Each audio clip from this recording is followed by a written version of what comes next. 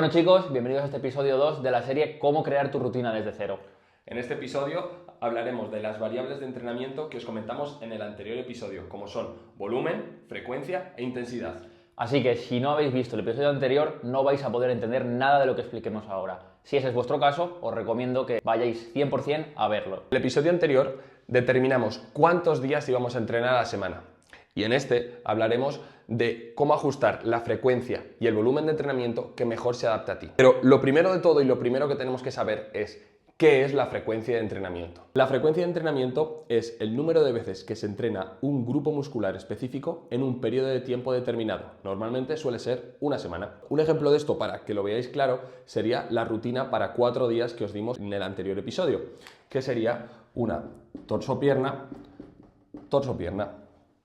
Este tipo de rutina lo que nos va a permitir es estimular los grupos musculares tanto del torso como de la pierna 2 veces a la semana. Y muchos os preguntaréis, pero Hugo, ¿por qué escogemos esta frecuencia de entrenamiento y no una frecuencia 3 o una frecuencia 1? Y esto nos lleva a la siguiente pregunta. ¿En qué nos basamos para determinar la frecuencia de entrenamiento? Pues esto depende principalmente de 2 factores. 1. Los días de entrenamiento.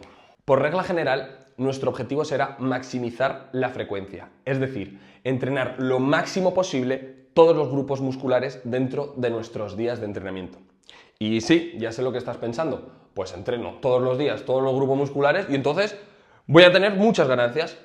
Y podría tener sentido porque concuerda con lo que he dicho, pero nos estamos olvidando del segundo punto, que sería la recuperación. Y es que estos 2 factores están interrelacionados entre sí. Y es muy importante comprender esto para conseguir sacar el máximo partido a la hora de planificar la frecuencia de entrenamiento.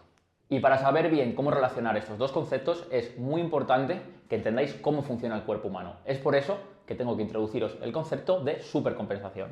La supercompensación es el concepto que explica por qué cuando nosotros entrenamos generamos una cierta fatiga que se va acumulando. Después, obviamente, tendremos que recuperarnos de esa fatiga, lo cual nos va a llevar un tiempo. Y una vez nos hemos recuperado de ella, el cuerpo produce una supercompensación, es decir, aumenta su línea base de fuerza para que la próxima vez que les pongamos a ese mismo estímulo les sea mucho más fácil superarlo. Pero claro, para llegar a ese punto en el que se dé la supercompensación, hay que dejar cierto tiempo para que se produzca la recuperación.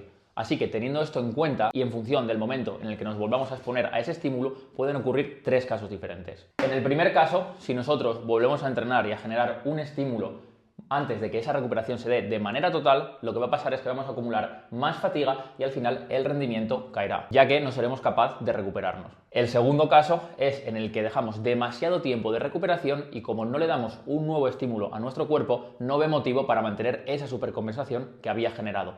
Es por tanto que vuelve a la línea base de fuerza que tenía anteriormente y por tanto mantendríamos el rendimiento. Y el tercer caso, que sería el caso ideal y el que tenemos que buscar, es en el que damos el tiempo justo de recuperación para volver a dar ese estímulo cuando se ha producido la supercompensación y que progresivamente el rendimiento vaya subiendo y la línea base de fuerza también lo haga. Y por eso, como decíamos, a la hora de elegir la frecuencia de entrenamiento trataremos de maximizarla pero siempre atendiendo a la capacidad de recuperación. Como regla general, una frecuencia 2 o 3 suele ser lo más óptimo para maximizar la frecuencia a la vez que atendemos a la capacidad de recuperación.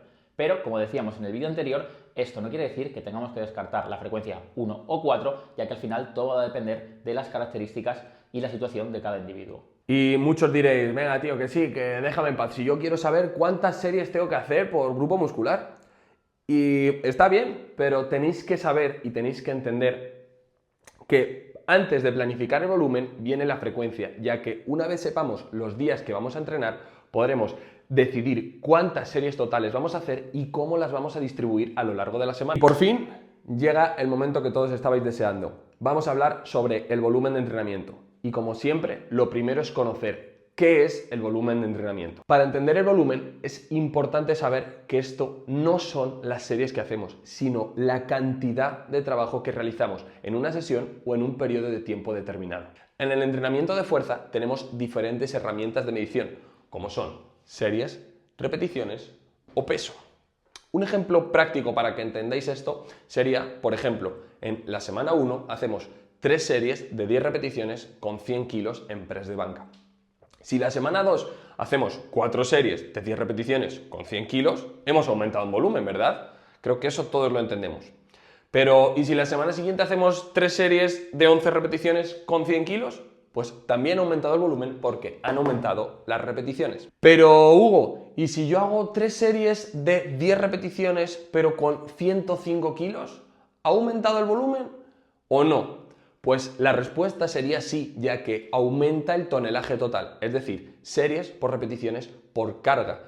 Y como podéis ver, el peso es una herramienta también para medir carga de trabajo. Un concepto importante a tener en cuenta, una vez hemos hablado del tonelaje, es discernir, es decir, separar, ya que tonelaje no es lo mismo que sobrecarga progresiva. Pero de eso os hablaremos en la segunda parte de este episodio. Ok, listo. Y ahora que sabemos qué es el volumen de entrenamiento y qué herramientas tenemos para medirlo, llega la pregunta que todos os estabais haciendo. ¿Cuántas series tengo que hacer por grupo muscular dentro de una semana? Lo primero que quiero que entendáis es que, atendiendo a la ciencia, os voy a dejar por aquí una tabla para que sepáis exactamente cuántas series tenéis que hacer por cada grupo muscular, atendiendo a lo que sería el volumen de mantenimiento, el mínimo volumen efectivo, máximo volumen adaptativo y máximo volumen recuperado. Aunque si solo nos fijamos en el número de series que nos da esta tabla, estaríamos despreciando una de las variables de entrenamiento más importantes, que es la intensidad. Aunque de esto hablaremos más en detalle en la próxima parte de este episodio. Hoy solo quiero que te quedes con que si tus series son mucho más intensas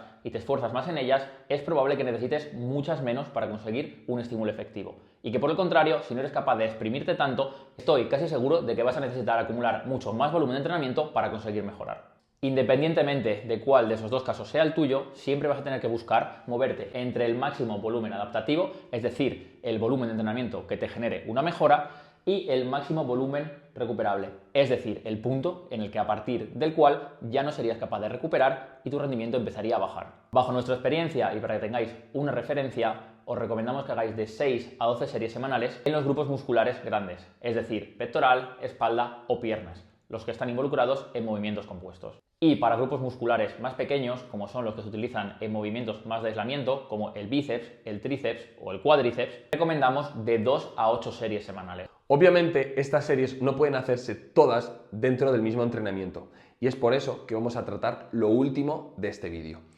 ¿Cuántas series hago por sesión? Una vez conocemos el volumen semanal, es decir, el volumen total, es momento de distribuirlo en la semana, atendiendo a varios factores de los que ya hemos hablado, como son los días de entrenamiento, la frecuencia de entrenamiento y la capacidad de recuperación. Un ejemplo práctico para que veáis esto sería, por ejemplo, atendiendo al ejemplo del que hemos hablado antes, es decir, una rutina torso-pierna para 4 días como la que tenemos aquí, en la que entrenaríamos torso lunes y entrenaríamos torso el jueves. Si hubiéramos decidido, atendiendo siempre a las variables de las que yo os he mencionado antes, que lo ideal para nosotros sería hacer 12 series semanales de pectoral, lo más óptimo en este caso sería repartir 6 y 6 series en ambas sesiones. De esta manera podremos recuperar y generar un estímulo eficiente para potenciar el crecimiento. Un detalle a tener en cuenta dentro ya de cada sesión es que el volumen de las sesiones también lo podemos distribuir en ejercicios. Es decir, podría hacer, por ejemplo, 2 ejercicios a 3 series,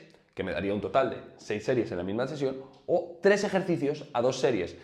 Esto nos permitiría una mayor variabilidad de estímulos, pero como siempre, hay que hacer las cosas atendiendo a cada individuo. Por último, un detalle a tener en cuenta es el máximo volumen que deberíamos hacer por sesión, ya que mucha gente me preguntaréis ¿cuántas series tengo que hacer en un día o cuál es lo máximo? Bien, un pequeño detalle y un pequeño consejo que os damos nosotros sería no superar las 20 series por sesión, pero tampoco quedarte por debajo de las 10. En ese rango sería bastante óptimo para recuperar a la vez que generamos estímulo. Y con esto tendría que haber quedado muy claros los conceptos de volumen y de frecuencia. En el próximo episodio hablaremos del concepto de fatiga y de intensidad. Así que si no te quieres perder los próximos vídeos, suscríbete al canal y activa las notificaciones. Y si te ha gustado, déjate un like y no seas un pelo brócoli. Y ya sabéis que si tenéis cualquier duda podéis dejarnos un comentario y os la responderemos sin ningún problema.